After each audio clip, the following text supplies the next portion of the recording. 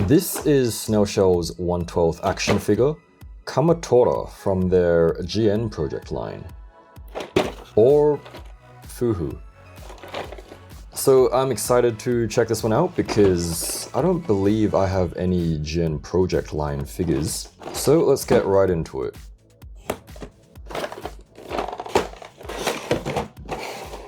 Out of the box, this is what she has.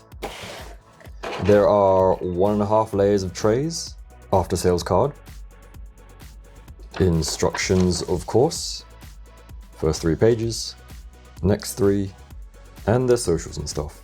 The bottom smaller tray has some stand stuff, an eye tool, and spare wrist joints. Here is the main tray.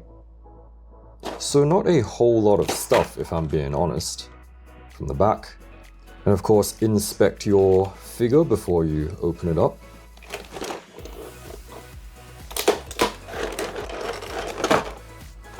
Alright, let's get her out.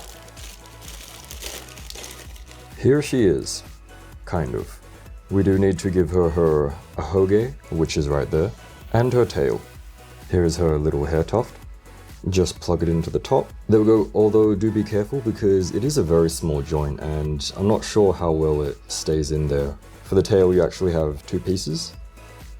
This part just kind of sits there and then this plugs into her butt. The tail is kind of gunmetal metallic. It does have a bendy wire in it and looks pretty nice, I reckon. This is not the best painting I've seen from Snail Shell, but it is what it is. And we should be able to plug it straight into there. Something like this. This is what our tiger girl looks like. So the front and the back. Starting off with the hair, of course, looking very nice. Very nicely sculpted, and I believe there is a bit of a gradient going down to the tips of the hair. Doesn't seem to be any metallic finish like some of the other girls. However, the cat ears, the mecha cat ears, they're kind of in a metallic dark gunmetal grey, which is nice. You also notice that there are some blue accents here and there, so at the back of her hair as well. Outfit fairly straightforward, black, yellow, and grey and stuff like that, so yeah, looks nice, I think. It's kind of more those designs which, if you like it kind of thing, if that makes sense. Although, in saying that, that's kind of like every design, isn't it? So, from the back, pretty much just like a bodysuit type thing. Yeah, I personally think the colors work well together, so I like kind of simple designs, and having the little blue and purple accents is quite nice, so that's kind of what her claws look like. Tummy sculpting, even though it is kind of armored up, looks very nice as well. Going down to the thighs, more of the same color scheme, so I don't really know what else to say. So everything ties together quite nicely, I would say. Of course, if you were wondering, back shots, not bad. They kind of look like that. So let me know, what do you think of her so far? For articulation, of course, got that standard snail shell neck joint, so you can pull it up and down. Pulled up, can rotate all the way, so much better range there. Of course, can tilt, and we can also, depending on the angle of the joint, I guess not really nod too much because of the front hair strands, but going backwards, also not too much because of the back hair there, so nods are a little bit limited, although it's honestly not too bad. You can of course rotate the ahoge, although do be careful because that joint is actually very, very thin. Arms will raise up to the sides very well, nothing getting in the way there. Forward reach, nothing crazy because old, or I guess old existing snail shell body. The tail is getting in the way a little bit there, so just be careful of that. So standard straight backwards and forwards. Otherwise there is a bicep rotation, which on my copy I think feels Yeah, it's a little bit loose on the left arm, so this one, but it's not too bad. Double jointed elbows, of course, like that. Both arms. There we go. And what else? We got wrists. So wrists, backwards, forwards, rotates. Of course, depending on the angle, this thing will get in the way. Tail, of course, will rotate and can bend it around, of course.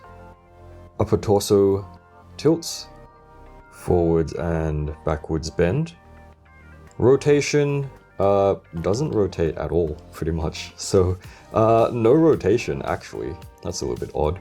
But otherwise, tilts and forward backwards is good. Legs will split to the sides, natural split like so. Kick backwards and forwards. So backwards is a little bit limited because of the butt piece there. We do have drop down legs, so dropping them both down. Kick up.